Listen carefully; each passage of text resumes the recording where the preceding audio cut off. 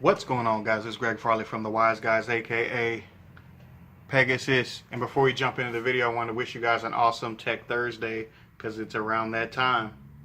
Let's jump into what in the world are we supposed to do now that Kagari is at 1. It's Tech Thursday. It's time to look into some techs and multiple techs, so you get a bonus round today. Let's jump into it. Well, before we jump headlong into the problem and jump into the text that we have to examine what exactly happened and how it's going to impact the deck. What happened is Kagari got taken down to 1, and that makes the immense grind game and the power, the absolute power the Sky Striker slowly chipped away and beat you over the head with, is gone. It's gone. And it basically makes Thunder Dragon matchup and especially the new Endymion matchup almost unwinnable, at least early on, or at least later on, excuse me. So you have to get the game over with quickly. Well, how in the world do you do that with Sky Striker? Now granted, we used to have the Sky Blaster cards, but Sky Blasters are 1, and there's so many other cards, whether it's Diabolos, certain cards like that, but that's just not going to be enough when you start seeing certain Thunder Dragon cards, so on and so forth. So without further ado, let's jump into these techs and see if they can help. Let's be honest, my friends, you've been beat over the head with Magnet Reverse. As you already see, it's jumped to $18. Silly. And also, as you've seen, Link Bound as a new tech. Interesting, and it's a budget choice for the Magnet Reverse. Let's think about some of the cards that are in the meta and how you can take advantage of that with certain cards. If you're playing the Sky Striker engine, of course you know that each one of them has so much utility that you can abuse each one of them in different scenarios throughout the game. And since none of them were hit, you still have all of them at their full strength. We don't have Pot of Avarice, of course, but we do have Shark Cannon.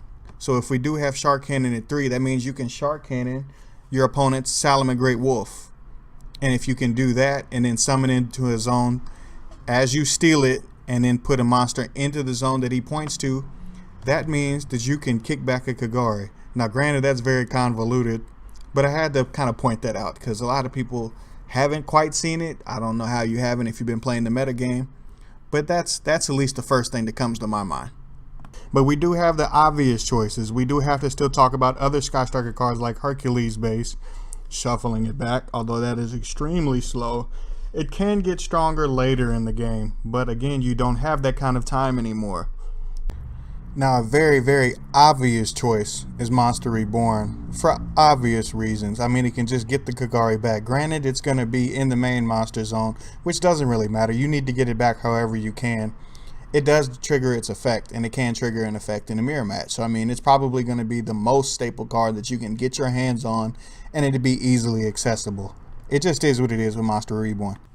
Last but certainly not least, we have Triple Burst Dragon. Now, Triple Burst Dragon, we all knew about the card already, and we know about it with the Guard Dragon combos. Of course, that's why the card is, I think, slowly creeping up on the $20 mark. But it takes 2+ monsters, which obviously means you can link up with a Kagari that you use and then eventually get it back when you tribute it once per turn during the damage step, when a spell or trap card or monster effect is activated, blah, blah, blah, blah, blah. You're getting to the part where you can target, after you tribute this card, to special summon a link to or lower monster from the graveyard. You special summon it, and then you know, it's basically another copy of the same Kagari. The biggest issue off of any of this that I just said is if your Kagari gets Solemn Strike or Solemn Judgment or Solemn Warning, you know, I don't know so much about warning with the Ray thing, but if it gets hit, you're screwed and the Kagari's gone. If it gets crowed, it's gone. And that is a devastating blow. I actually think it's a more devastating blow than to take away the multi-roll, which is what I was kind of thinking in my head, even though I didn't do a ban list prediction video. Again, this has been Greg Farley from the Wise Guys. Appreciate you guys tuning in. Until next time, YG baby.